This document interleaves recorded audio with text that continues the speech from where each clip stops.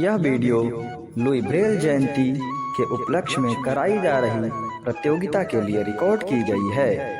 इस प्रतियोगिता में विजेताओं की घोषणा आपके द्वारा लाइक्स एवं व्यूज के आधार पर की जाएगी। अतः आप सभी से अनुरोध है कि अच्छी प्रस्तुति देने वाले प्रतिभागियों को विजेता बनाएं।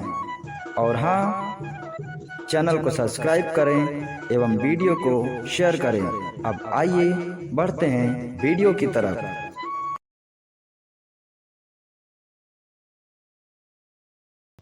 कुछ लोग वक्त के सांचे बदल जाते हैं। नमस्ते, मैं तुषार लुई ब्रेल जी के योगदान जो कि दृष्टिबाधितों के क्षेत्र में उनका रहा है उस पर अपना वक्तव्य लेकर उपस्थित हूँ। लुई ब्रेल का जन्म फ्रांस की राजधानी पेरिस से 40 किलोमीटर दूर कुप्रे नामक गांव में 4 जनवरी 1809 में हुआ था। वे स्वयं एक दृष्टिहीन थे। लुई की माता मोनिक ब्रेल एक घरेलू महिला थी और पिता साइमन ब्रेल घोड़े के जीन बनाने का एक कारखाना चलाते थे। लुई 4 भाई बहनों में सबसे छोटे थे। आज हम अनेक ऐसे दृष्टिहीन लोगों को देखते हैं जो बहुत ही सामर्थ्य के साथ अनेक जगहों पर बहुत ही अच्छे से काम करते हैं, लेकिन पहले ऐसा नहीं था।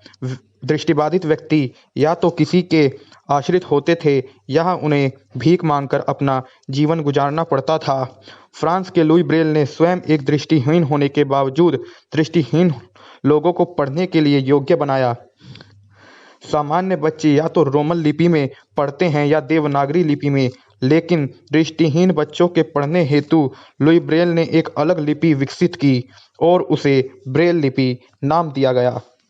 जब लुई ब्रेल महज 3 साल के थे तब एक दिन खेलते खेलते उन्होंने जीन के लिए चाकू से चमड़ा काटने का प्रयास किया, लेकिन चाकू आंख में जा लगा और लुई की एक आंख हमेशा के लिए दृष्टिहीन हो गई।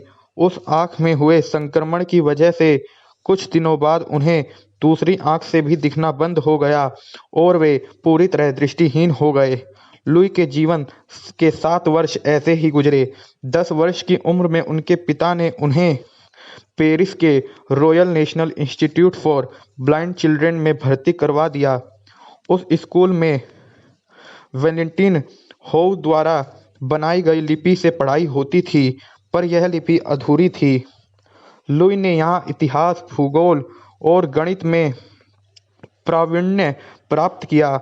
इसी स्कूल में एक बार फ्रांस की सेना के एक अधिकारी कैप्टन चार्ल्स बोर्बियर एक प्रशिक्षण के सिलसिले में आए और उन्होंने सैनिकों द्वारा अंधेरे में पढ़ी जाने वाली नाइट राइटिंग या सोनोग्राफी लिपि के बारे में बताया। यह लिपि कागज पर अक्षरों को उभार कर बनाई जाती थी और इसमें 12 बिंदुओं को 6-6 की 2 पंक्तियों को में रखकर बनाया जाता था, पर इसमें विराम चिन्ह, संख्या, गणितीय चिन्ह आदि का अभाव था। प्रखर बुद्धि के लुई ने इसी लिपि को आधार बनाकर 12 की बजाय मात्र 6 बिंदुओं का उपयोग कर 64 अक्षर और चिन्ह बनाए और उसमें न केवल विराम चिन्ह बल्कि गणितीय चिन्ह और संगीत के नोटेशन भी लिखे जा सकने की व्यवस्था की। यही लिपि आज सर्वमान्य है। मात्र 15 वर्ष की उम्र में लुई ने यह लिपि बनाई। इस लिपि में स्कूली बच्चों के लिए पाठ्य पुस्तकों के अलावा रामायण, महाभारत जैसे ग्रंथ भी प्रतिवर्ष छपने लगे और यहाँ तक कि पंचांग आदि की भी रचना ब्रेल में की जाने लगी। इस प्रकार उन्होंने एक काफ़ी बड़ा कदम उठाया।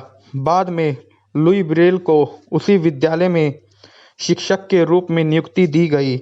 व्याकरण, भूगोल, गणित में उन्हें महारत हासिल थी, लेकिन अच्छा काम करने वालों को शुरुआत में अक्सर अपेक्षा का सामना करना पड़ता है। लुई ब्रेल के साथ भी यही हुआ।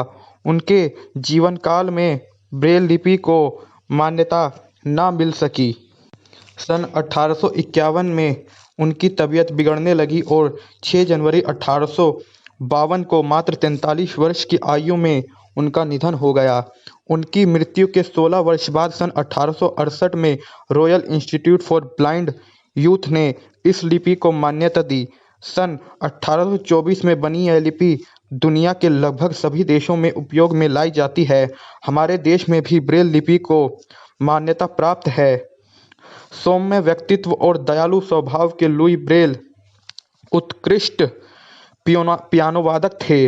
ब्रेल लिपि के द्वारा उन्होंने दृष्टिहीनों के जीवन में जो प्रकाश पैदा किया, उसके लिए वे सदैव याद किए जाएंगे।